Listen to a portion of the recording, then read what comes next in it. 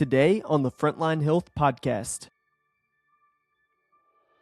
It's really the way our bodies were designed and the world was designed, which is we're not born with immunity to every single thing that comes across our plate or that we come across in our daily activities.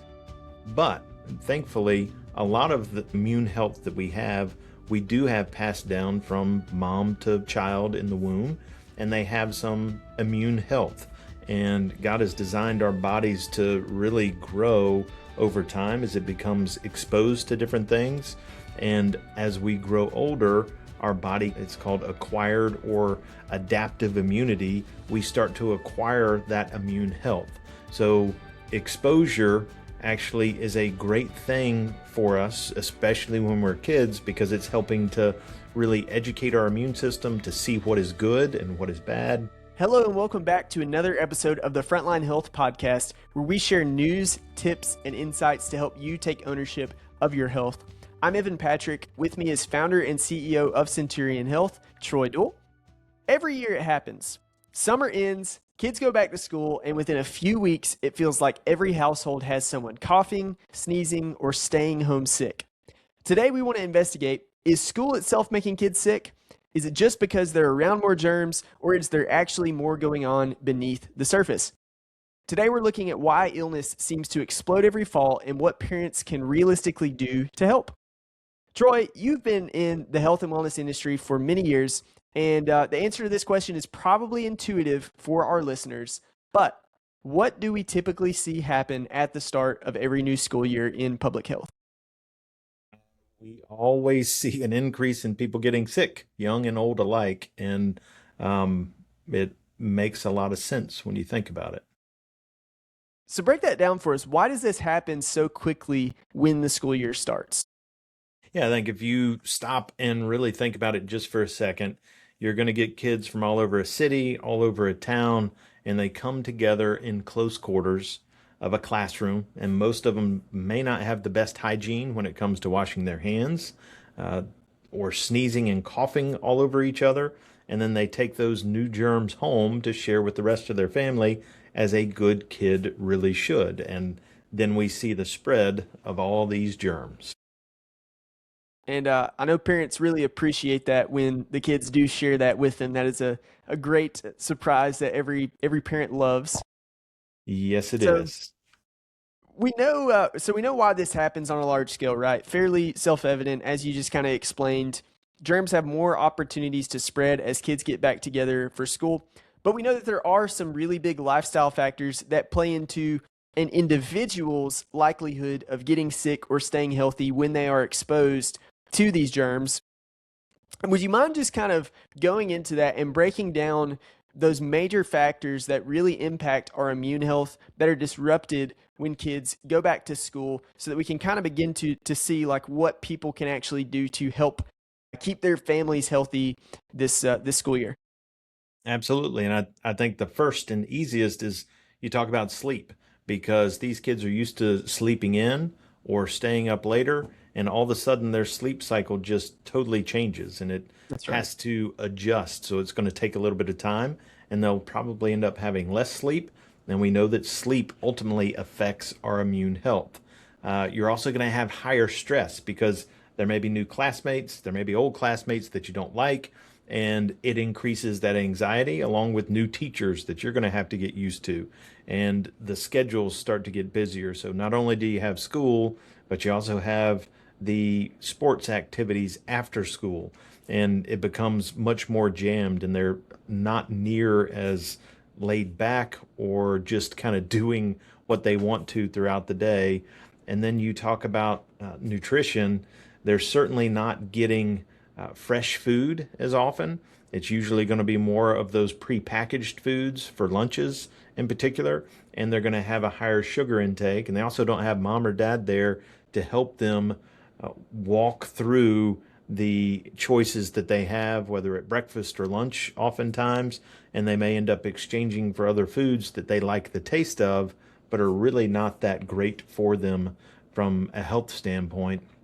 And then, of course, you have exercise itself. We know exercise is huge in helping us obviously get some toxins out through sweat, but it also increases our endorphins, increases our ability to overcome things and our immune system to get a little bit stronger because you're going to be inside all day and you're going to be sitting down and you're not going to have near the opportunity to really kind of get out and stretch your legs.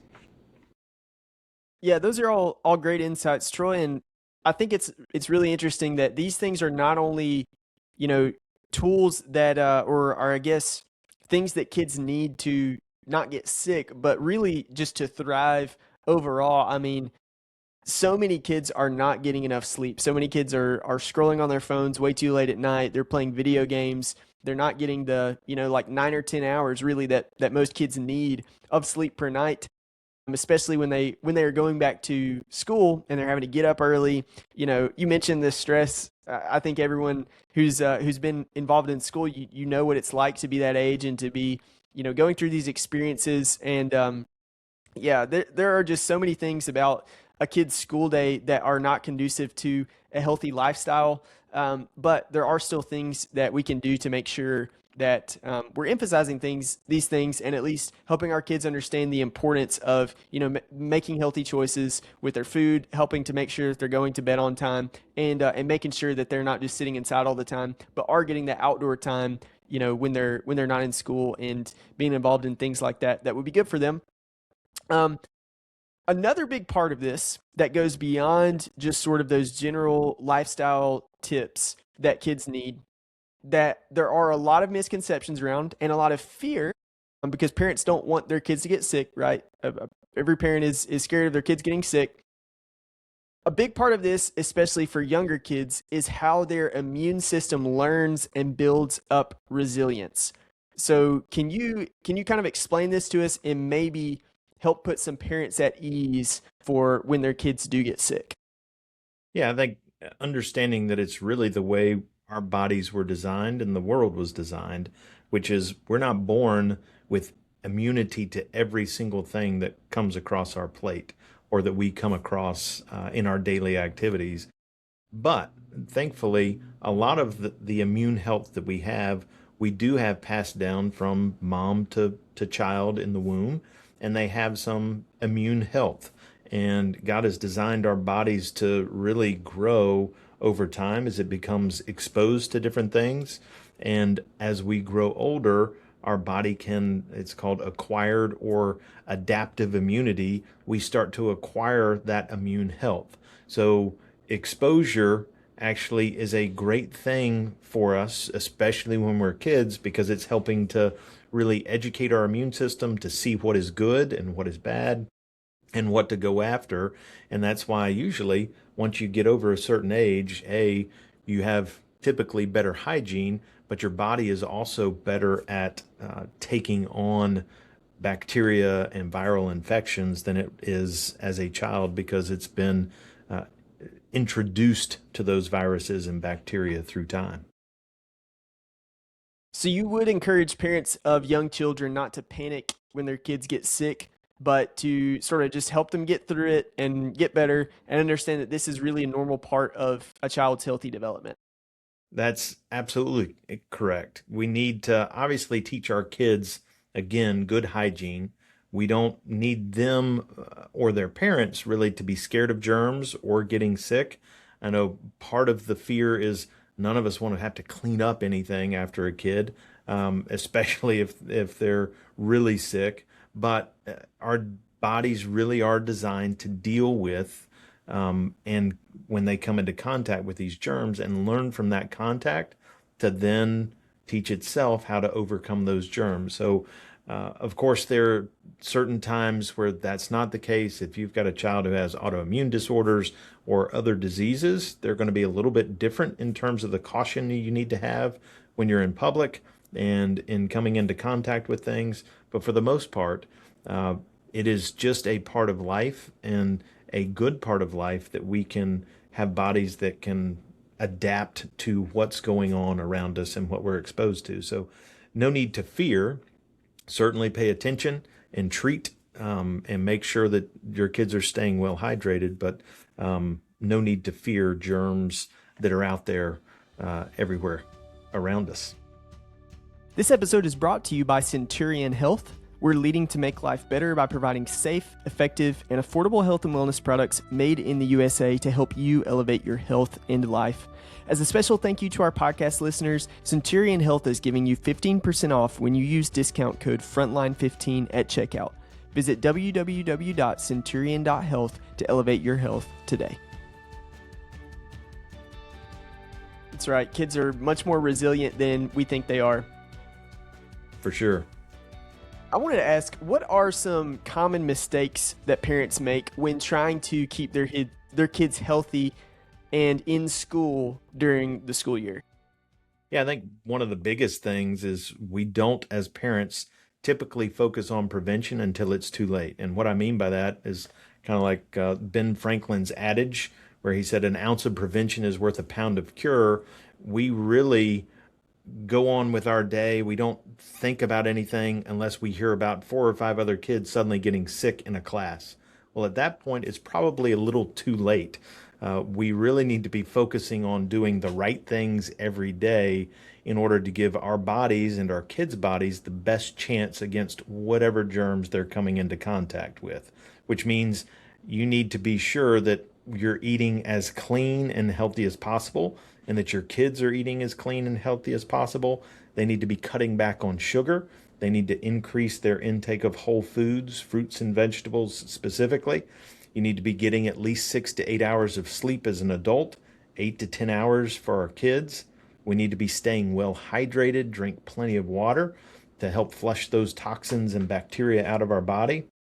And we need to be sure that we're exercising to get our bodies working at their best, because again, you're increasing the endorphins, you're building up your immune system by doing that, and we really need to teach our kids good hygiene. So teach them how to wash their hands well, teach them how to cover their cough and their sneezes to make sure that they're not spreading germs, and really manage their stress. It's not something that as parents we think about because we don't think kids have stress, but they really, really do. And if we can manage that and help them learn how to cope with stress, then that's going to help their immune system function and deal with what it needs to deal with from those bacteria and viral infections instead of these things that we're coming up with from a stress standpoint.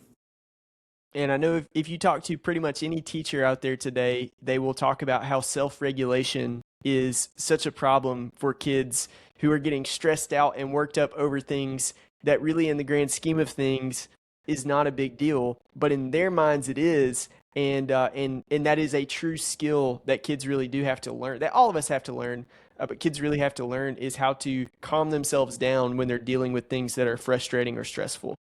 For sure. And then something that we learned about from one of our other podcasts with a guest was the fact that we're seeing increased anxiety levels because some of the processed foods and the other toxins that we have in our communities and that are all around us. So it isn't always necessarily just teaching these kids ways to deal with that stress, which we need to do, but we also need to take that stress out of their life by changing their diet and changing the exposure.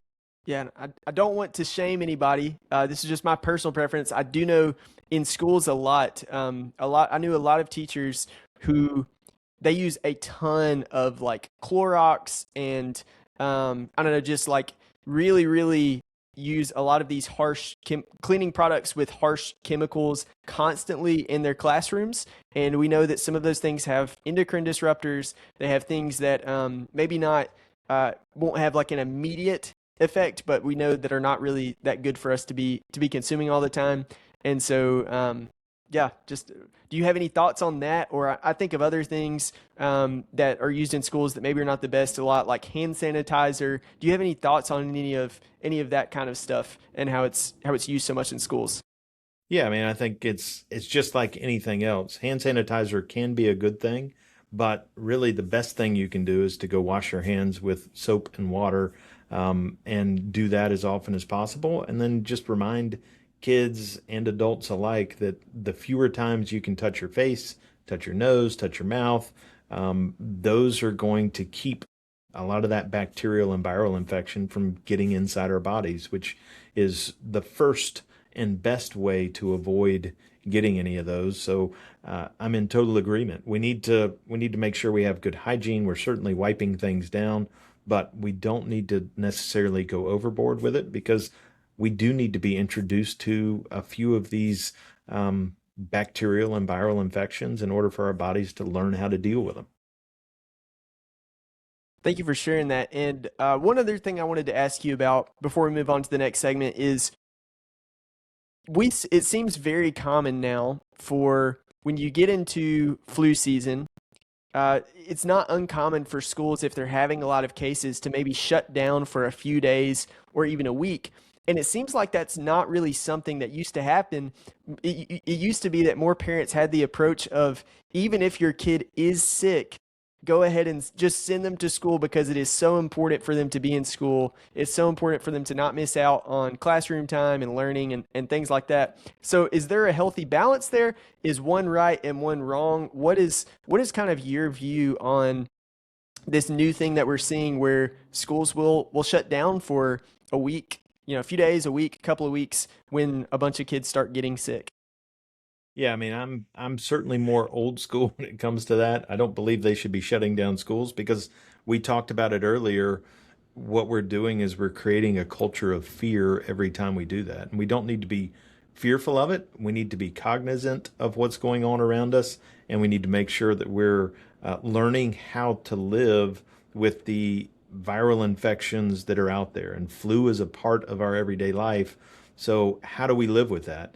And I think by doing some of the things that we've talked about, which is making sure they're getting plenty of sleep, making sure they're exercising, making sure they're eating right, and that they're doing all the pieces that they can to help deal with this, because it's something that we're all going to come across. And it doesn't do anybody any favors by saying we're going to shut down the whole school. Now, I've heard there are times when they just didn't have the teachers or the personnel, and that may be a different circumstance where maybe you have to, because you just don't have anybody to teach the kids. But at the same time, I think there are ways that we as a culture and we as a society should step up and say, okay, they don't have enough teachers, but let's combine some classes, let's get them together, and let's make sure that we're not creating this fear that isn't going to be healthy long term for all these kids. And there's so many things. We talked about the endocrine disruptors and the vaccines and issues that it's causing with a lot of long-term health with some of these kids, because we're seeing greater autoimmune issues, and maybe that's part of what's going on, as well as the food. And there's so many factors that seem to come into play that could be causing this more than it was years ago. And but I think if we can just start doing a few of the things right, we can hopefully turn the tide and see things go in the right direction. Yeah, I think you really made a great point also with the fear aspect of that. And I think one of the things that happens is leadership in a school responds to parents who are dealing with a lot of fear. And I think what we have to get back to, not just in school, but in a lot of different areas as a society, is leading, when you're in a position of leadership, not leading with fear, but leading with confidence and helping to put others who are afraid at ease, rather than them playing on that or giving into it. So great insights, Troy. Thank you so much for sharing your thoughts on that. Now we really want to zoom in on the nutrients that help support immune function. Again, you were talking about being proactive, and nutrition is really kind of the foundation of doing that in a lot of ways. When it comes to specific nutrients that help strengthen our immune system, what do parents need to make sure their kids are getting? Yeah, I think it starts with vitamin D. That's one of the things I'm sure that more and more people learned during the COVID pandemic that we had. We understand that vitamin D is crucial to respiratory health, to helping fight off infection. We know that vitamin C, and we've always heard vitamin C. I think there's not a mom around who doesn't suggest taking more vitamin C, drinking more orange juice, whatever it is. when there are kids getting sick all around. You'll often hear people say we need to be taking your vitamin C. So we know that one for a long time has been a crucial part of health. But zinc is another one. Zinc is one that can get into our cells, and once it gets into our cells, it really starts to wreak havoc on any viral infection that may have gotten in. So that is super important when you're talking about immune health, but just make sure that you're taking copper along with it in order to avoid that zinc copper imbalance that can cause other health issues. Probiotics is another one that's big because we know that gut health and having good gut health is crucial when you're talking about fighting off germs, because we often interact with those germs for the very first time in our gut, and our gut is a big part of our immune health, and we're learning more and more about the importance of the gut over the past 20 to 30 years. And then when you talk about bioflavonoids, like quercetin and luteolin, those seem to really come into play in helping fight off infections, in helping zinc get inside the cells when you're talking about quercetin, and fight off those viral infections. And they're found in a lot of the fruits and vegetables. I think that old adage, an apple a day keeps the doctor away. That may be where quercetin comes into play, because you have apples have probably the highest level of quercetin outside of onions when it comes to that level of providing it for our bodies to help our immune health. So those are some that I would certainly suggest looking at and getting into your routine and even your kids' routine in order to help them with their health. Yeah, thank you for sharing that, Troy. What we really want to encourage parents to do as school starts back is to put together, we've talked about all these different things you can do, but put together an actionable list of things, whether you're actually writing this down or you just kind of are making sure you're doing these things mentally, of things that you can do to help keep your kids healthy as they go back to school. Examples would include moving the bedtime earlier. We talked about how important sleep is to immune health, prioritizing breakfast, making sure they're getting in those nutrients that Troy just went through for us. Packing nutritious lunches. Once again, Troy mentioned the lunch lines earlier. Kids are not always making the best choices there. Washing hands before eating, staying hydrated, encouraging outdoor play, and building healthy routines before illness appears. Most important thing when it comes to our health, again, is being proactive and taking ownership of it before problems really set in. And we really kind of want to wrap up this episode by throwing some rapid fire questions at Troy that we thought would be fun for him to answer. And some of these are myths that he's going to debunk for us, or just things that people are kind of maybe receiving some mixed advice about when they hear these questions talked about in the public. So, Troy, question number 1. Do cold temperatures make kids sick?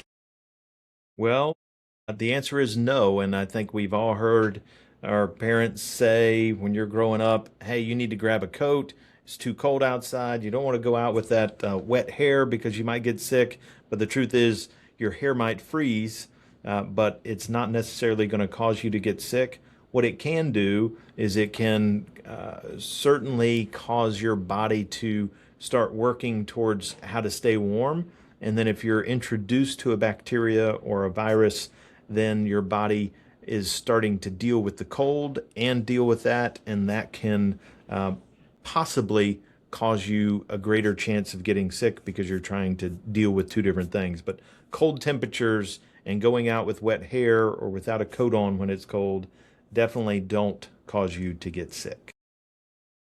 Okay, interesting. Question number 2. Can supplements replace healthy habits? Absolutely not. Supplements are a piece of the puzzle, but they are not the whole puzzle. So you need to make sure that sleep, eating, good hygiene, all those other things are in place, and exercise in order to help your body fight off an infection. Supplements are a piece of the puzzle, but they are not the only piece in that puzzle. Question number 3. Your kids start sniffling. Should they stay home from school? Definitely not if it's a sniffle. Now, if it is a fever, I would absolutely say you need to stay home because you want to make sure that you are not passing that on to anybody else. And you want to create good hygiene and be a good neighbor to other people. So if you're sick, meaning you have a fever, which means you're contagious, then stay home. But the first sniffle, I would certainly say no. Okay. Next question. Do antibiotics help with viral illnesses? They do not. I think that's one of the biggest misconceptions we see out there is people go into urgent cares, they have a virus, and they're given an antibiotic. A lot of times that's just in order to make us feel better, but it's not going to help anything if you're given an antibiotic. Antibiotics are only going to help when you're dealing with a bacteria of some sort. Okay. And then our final question, should kids take immune supplements year-round? I think it's always a good idea to take an immune supplement year round. And part of that is because you never know when you're going to run into a bacteria or a viral infection. So when you run into it, you want your body to be at the best place possible to deal with whatever that bacteria or virus is. And I am a big proponent of it. Now, during the summer months, you may be able to back off. Instead of taking 2 a day, you end up taking 1 a day, or you take half of 1 a day. But I am a big proponent of taking immune supplements year round for sure. Awesome. Well, thank you for answering those rapid fire questions, Troy, and for humoring me with those. That's really great advice. And again, thanks for bringing clarity to some things that parents are receiving a lot of mixed advice on. But just to kind of wrap things up, we have talked about how there are reasons that we can point to for why kids get sick a lot when school starts back. And there are specific things we can do to really help make sure that our kids stay healthy or at least able to fight off those viruses well when they are exposed.